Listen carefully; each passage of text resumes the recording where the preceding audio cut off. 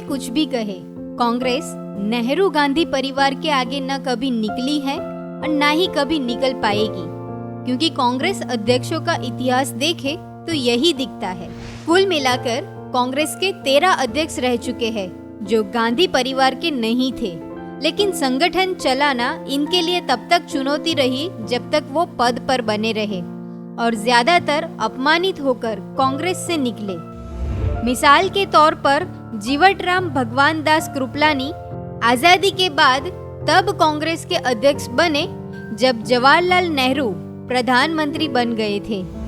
बाद में कृपलानी नेहरू के सबसे बड़े आलोचक बने जब उन्हें इस बात का एहसास हुआ कि बेशक वो पार्टी के अध्यक्ष थे, मगर उनके अधिकार सीमित ही थे, क्योंकि संगठन के भी बड़े फैसलों में प्रधानमंत्री का दखल रहता था।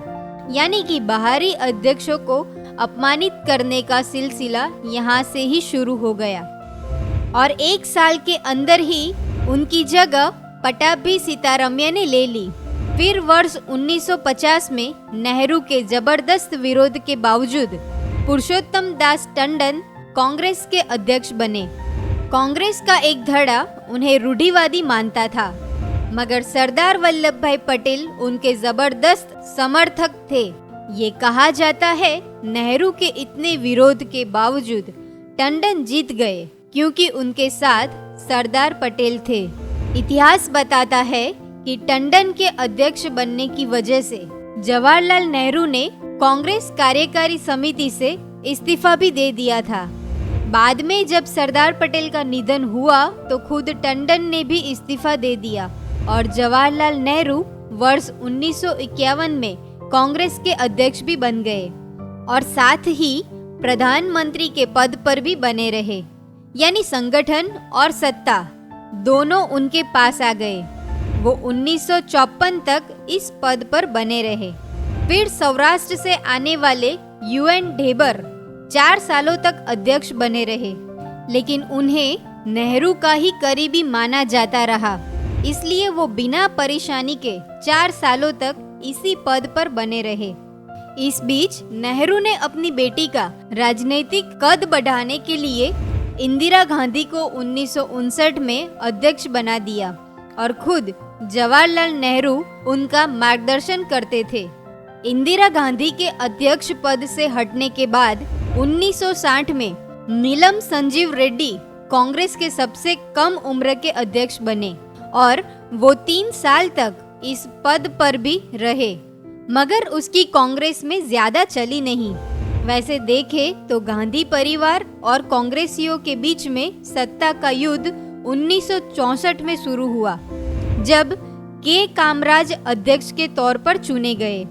कामराज का कार्यकाल सबसे चुनौती भरा रहा, क्योंकि उन्हीं के कार्यकाल में जवाहरलाल नेहरू का निधन हुआ और उन्होंने लाल बहादुर शास्त्री को प्रधानमंत्री बनाने के लिए सभी नेताओं को विश्वास में लिया।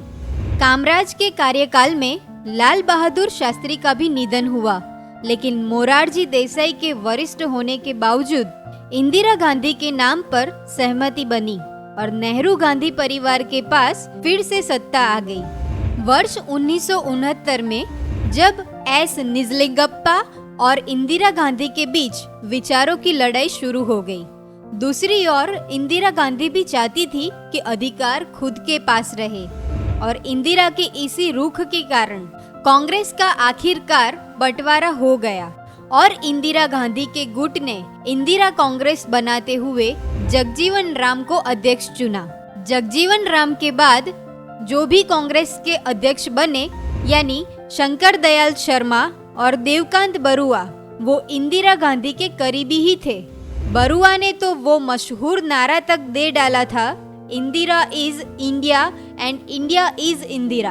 हालांकि आपातकाल के बाद मोरारजी देसाई के हाथों मिली हार के बाद इंदिरा गांधी ने अपने अंतिम वक्त तक पार्टी की कमान खुद संभाल रखी थी। इंदिरा गांधी की हत्या के बाद राजीव गांधी प्रधानमंत्री भी थे और पार्टी के अध्यक्ष भी, लेकिन 1989 के आम चुनावों में कांग्रेस की हार के बाद विश्वनाथ प्रताप सिंह प्रधानमंत्री बने, जबकि राजीव गांधी अपनी हत्या तक पार्टी के अध्यक्ष बने रहे। राजीव गांधी की हत्या के बाद शुरुआती दौर में तो सोनिया गांधी ने सबको कहा कि खुद भी राजनीति में आना नहीं चाहती और ना ही वो चाहती थी कि उनके परिवार से कोई भी राजनीति में आए। वर्ष 1992 में पार्टी की कमान पीवी नरसिम्हा राव के हाथों में आई। ये पहला मौका था जब न संगठन और न ही सरकार में गांधी परिवार का कोई सदस्य मौजूद था। लेकिन पार्टी में नरसिम्हा राव के विरोधियों ने सोनिया गांधी को राजनीति में आने को मजबूर कर लिया। मगर इतिहास बताता है कि सोनिया खुद भी कांग्रेस और सत्ता पाना चाहती थी, लेकिन तब तक सीताराम केसरी पार्टी के अध्यक्ष बन चुके थे। इतिहास गवाह है कि गांधी परिवार वाली कांग्रेस नरसिम्हा राव से कितनी नफरत करते थे। उनके देहांत के बाद उनके पार्थिव शरीर को कांग्रेस हेडक्वार्टर में रखने भी नहीं दिया था। केसरी के कार्यकाल में सिर्फ 6 महीनों में कांग्रेस की 2 सरकारें गिर गई और इसका ठीकरा सीताराम केसरी के नेतृत्व पर फोड़ा गया और सोनिया गांधी को कांग्रेस की कमान अपने हाथों में लेने का अवसर मिल गया। रात के अंधेरे में सीताराम केसरी को सोनिया के कार्यकर्ताओं ने कांग्रेस हेडक्वार्टर से उठाकर फेंक दिया। वर्ष 1998 में सोनिया गांधी ने अध्यक्ष पद की कमान संभाली और वो सबसे लंबे काल तक अध्यक्ष रही। और बाद में 2017 में राहुल गांधी और 2019 में फिर से सोनिया गांधी। अब आगे क्या होगा सब जानते हैं। सोनिया, राहुल और प्रियंका